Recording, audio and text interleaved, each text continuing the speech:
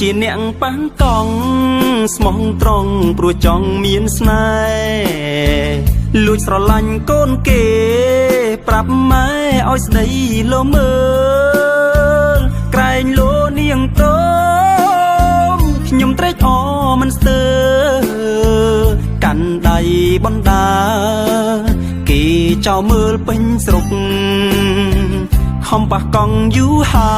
យម៉ែអើយអាណិតកូនផងព្រោះតែគ្រានេះម្ដងកូនដកចិត្តមិនរួចទេ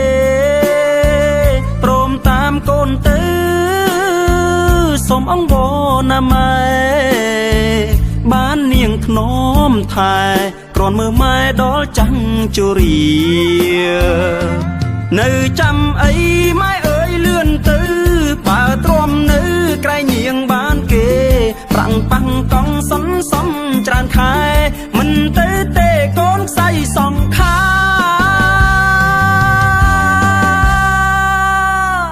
តែចង្រៃខ្ញុំក្រ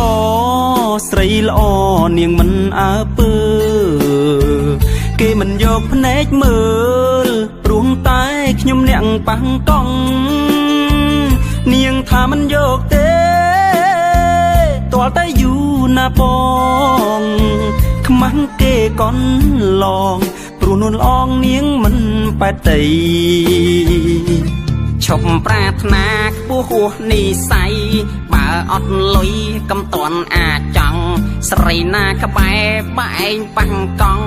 ស៊ីមិនក្រាន់ចង់ស្រឡាញ់កូនគេ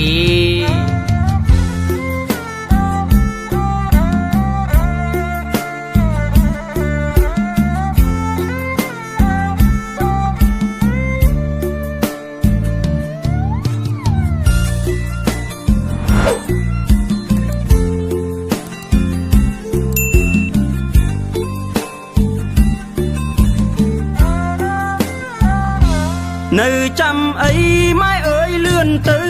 បើទ្រាំនៅក្រែងនាងបានគេប្រាំងប៉ាំងកង់សន្សំច្រើនខែមិនទៅទេកូនខ្សៃសងខា